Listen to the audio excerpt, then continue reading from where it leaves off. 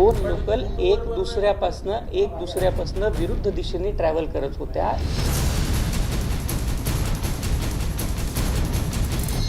फुटबोर्डवरती travel करत होते. त्याच्यामध्ये एक दुसऱ्याशी त्यांच्या बॅगा लागल्यामुळं किंवा बाकी गोष्टीमुळं त्यांच्यामध्ये ते पडलेले आहेत.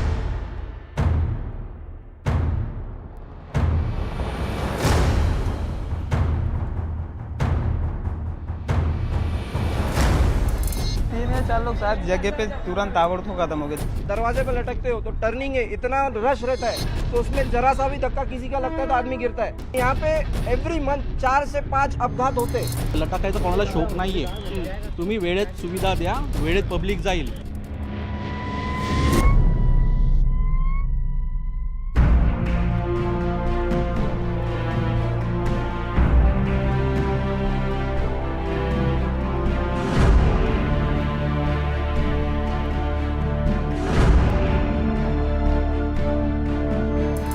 पायाच्या हड्डी फ्रॅक्चर होऊन ती पायाच्या हड्डी वरी तुटून वरी आली.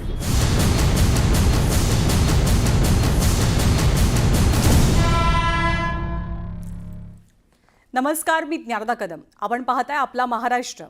आज मुंबई हादरली ते रेल्वे अपघातामुळे. मध्य रेल्वेनं रोजच्या रोज लाखो प्रवासी ये जा करत असतात आणि या लाखो प्रवाशांना आठवड्याच्या पहिल्याच दिवशी मोठा धक्का बसला. कारण सकाळी 9च्या दरम्यान कल्याणकडनं मुंबईच्या दिशेने निघालेल्या प्रवाशांवरती मुंब्रा स्थानकाजवळ एक मोठं संकट ओढावलं. या संकटामुळे मुंबईकरांची जीवनवाहिनी अर्थात लाईफलाईन आता डेथलाईन बनल्याचं पाहायला मिळालंय.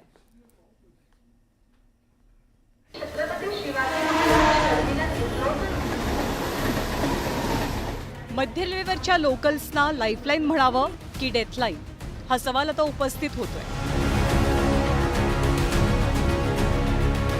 आणि हा सवाल उपस्थित होण्याचं कारण ठरला सोमवारचा भीषण रेल्वे अपघात.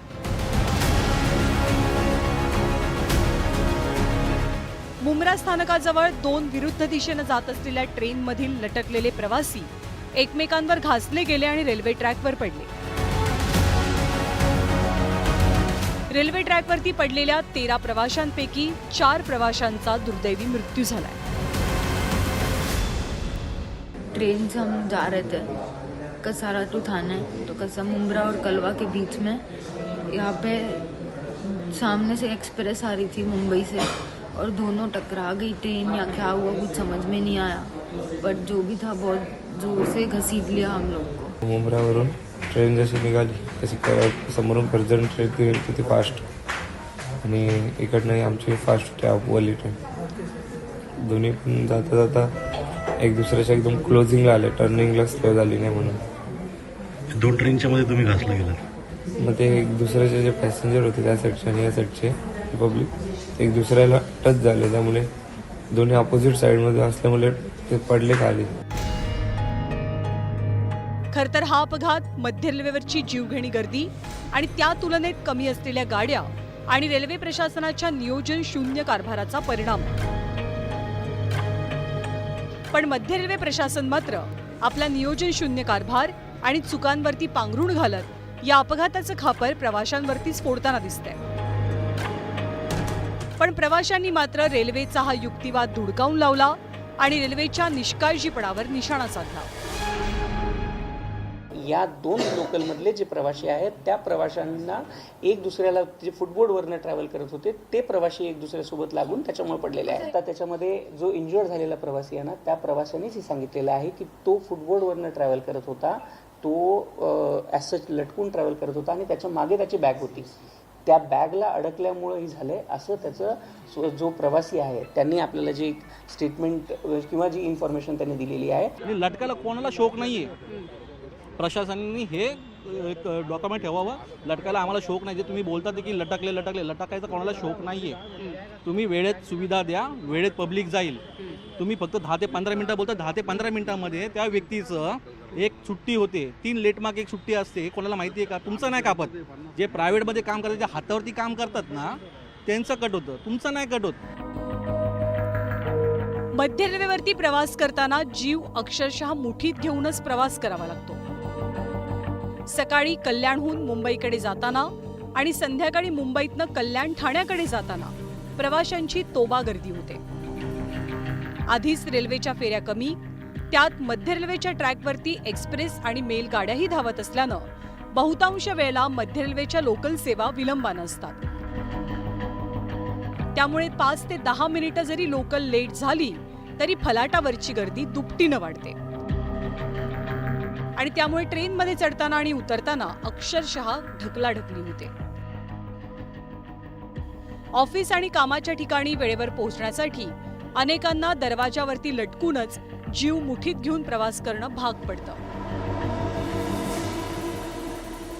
आगे पीछे होने ही नहीं मिलता है, तो उसमें क्या होता है वो थोड़ा से बाहर हो जाते हैं. तो उस कंडीशन में वो थोड़ा से बाहर थे, जितनों का एक्सीडेंट हुआ वो थोड़े बाहर थे. तो और वो ट्रेन जो आई चंद सेकंड के अंदर हम लोग को मालूम भी नहीं पड़ा, हम लोग तो अंदर बैठे हुए थे, बट इतने जोर से आवाज़ आया और इतना जोर से पूरा घिसते हुए गई, जो कि होना नहीं चाहिए. इतना गैप होता है क्योंकि अपना 600 कुछ 1 मीटर का डिस्टेंस दोनों ट्रेन के बीच में मेंटेन होना चाहिए, बट वो हुआ नहीं है. उसमें तो रेलवे वालों का इशू है. मुंबईच्या अपघातानंतर रेल्वे प्रशासनाचं मुंबईवरचं दुर्लक्षही अधोरेखित झालंय. ज्या लोकलनं सर्वाधिक प्रवासी प्रवास करतात, जिथून रेल्वेला मुबलक महसूल मिळतो, त्याच मध्य रेल्वेवरती गाड्यांची संख्या आणि प्रवाशांना सुविधा देताना रेल्वे प्रशासन कायमच हात आखडता घेत असल्याचा आरोप होतो. रेल्वे प्रशासनाच्या याच दुजा भावामुळे आज पुन्हा एकदा 4 प्रवाशांचा जीव गेलाय. मुंबई आणि उपनगरातली वाढती गर्दी आणि रेल्वे प्रशासनाच्या कारभारावर राज ठाकरेंसह विरोधकांनी सुद्धा हल्लाबोल केला. तातडीने लक्ष दिलं पाहिजे की रेल्वेमध्ये त्या प्लॅटफॉर्मवरती रोजची जर समजा तुम्ही गर्दी बघितली तर लोक आतमध्ये कशी शिरतात आणि कसे बाहेर येतात. रेल्वेने प्रवास मीही केलेला आहे. कॉलेजमध्ये असताना मी 2 वर्ष बिहारमध्ये प्रवास करायचो, त्याच्यामुळे मला माहिती आहे रेल्वेचा प्रवास काय असतो आणि रेल्वे स्टेशनवरती गर्दी. त्यावेळेला गर्दी खूप कमी असायची तशी, पण ज्या प्रकारचे आपण रेल्वे प्लॅटफॉर्म बघतोय आता, तुम्ही संध्याकाळी तुम्ही मुंबईचा प्लॅटफॉर्म बघून दाखवा, तुम्ही आज शिरून दाखवा मला. खऱ्या अर्थाने रेल्वेवर काम कोणी करत आहे का? रेल मंत्री आहेत की रील मंत्री आहेत? ह्यांना तुम्ही नुकसान भरपाई असेल, कॉम्पेन्सेशन असेल त्यांच्या परिवाराला द्याल, पण पुढची जी लोक आहेत जे रेलमधून प्रवास करणार आहेत, जी लोकलमधून प्रवास करणार आहेत, सगळा काही फोकस तुमचं एसी ट्रेनवर आहे, इमारतींच्या उद्घाटनावर आहे, पण रेल्वे सेफ्टीवर कोणाचा नक्की लक्ष आहे हे पण प्रश्न विचारणं गरजेचं आहे. आणि कुठे ना कुठेतरी रेल मंत्री याचं उत्तर देतील का? या मृत्यूला जे आहे ते माझं म्हणणं आहे की रेल्वे मंत्री आणि रेल्वे प्रशासन जबाबदार आहे. त्यामुळे रेल्वे मंत्र्यांनी त्वरित राजीनामा द्यावा आणि रेल्वे प्रशासनाला पण त्या ठिकाणी कडक कारवाई व्हावी ही अपेक्षा मी व्यक्त करते. उपनगरातनं मुंबईकडे येणाऱ्या गर्दीचं नियोजन करणं हीच काळाची गरज आहे. पण हे नियोजन करताना आजारापेक्षा इलाज भयंकर म्हणण्याची वेळ यायला नको. केवळ कारणं सांगत टाळाटाळ करण्यापेक्षा रेल्वे प्रशासनानं वेळीच रेल्वे प्रवाशांचा प्रवास सुखकर करण्याचे प्रयत्न करायला हवेत. अन्यथा वारंवार जाणारे हे बळी प्रवाशांच्या उद्रेकाचं कारण ठरू शकतात. Bureau report, news 18 Lokmat.